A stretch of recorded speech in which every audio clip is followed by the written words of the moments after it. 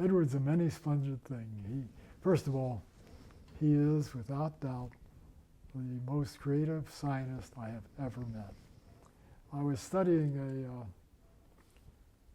what I'll call a monochromatic X-ray, rather than the broad blast that you get when you get your teeth X-rayed.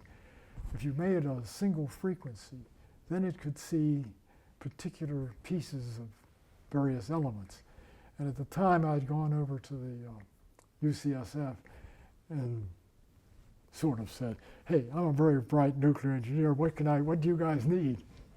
And they were putting thorium wires into various parts of the brain, but they weren't always sure exactly where in the brain were they.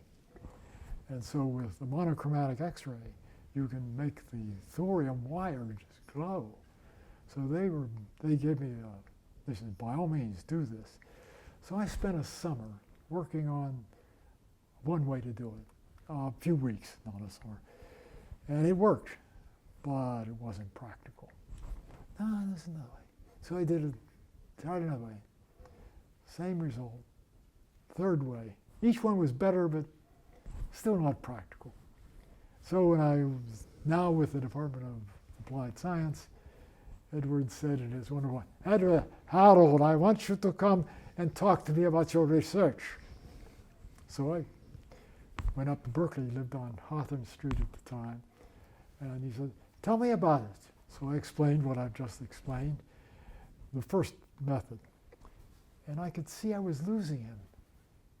He said, "Harold, there's another way," which was my second way, which I had taken at least a week to figure out.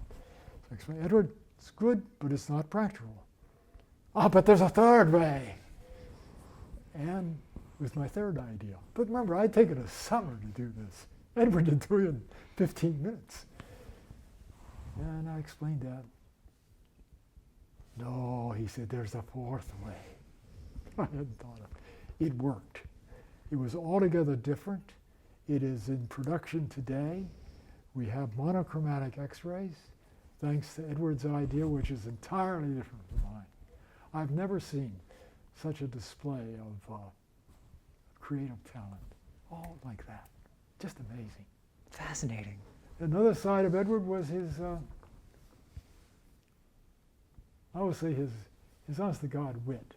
He went to Israel, he often did, when I was in the Department of Applied Science, and visited the Dimona reactor, which is the plutonium production reactor of Israel, whether or not they have a bomb. And he came back, and I was meeting with him on some matters involving the department. I said, "Edward, do you have a minute?" "Oh, for you, Harold, sure." I said, "Edward, you really shouldn't go to the Dimona reactor when you're in Israel." And he looked at me with this most cherubic face. "Why?" I said, "Edward, it makes the Arabs very nervous." "I know." It was Teller at his best. But he also had a sense of humor. He didn't have to be the center of the show. And he had to testify on why he thought it was good to have a nuclear weapon as the ABM warhead. I didn't agree with that, and he knew I didn't agree. Can I ask why? Oh, you don't want nuclear explosions going all pop, pop, pop, pop, pop all over. No, it was a bad idea on any number of levels. But Edward knew he was testimony before the Congress would be difficult. So he wanted a murder board.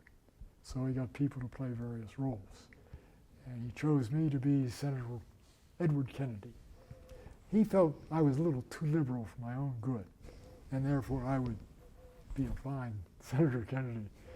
And so in this mock testimony, Dr. Teller, you said this, and yet I think you don't realize that. And Edward took umbrage at that.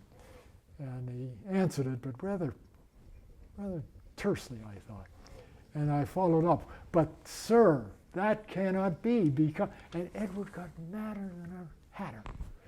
Then he realized what was going on. I was playing the role as it should be played. He roared with laughter. And we had been good friends before, but we were better friends after that. So he had wit humor, creativity, and he's an excellent piano player, which I'm just a lesser teller. I play the piano, but nothing compared to Teller. Those are great stories. So it's a multidimensional figure. Tarnished, admit, by what he testified at the Oppenheimer trial, but people should realize he was a real human being. Humor, wonderful man.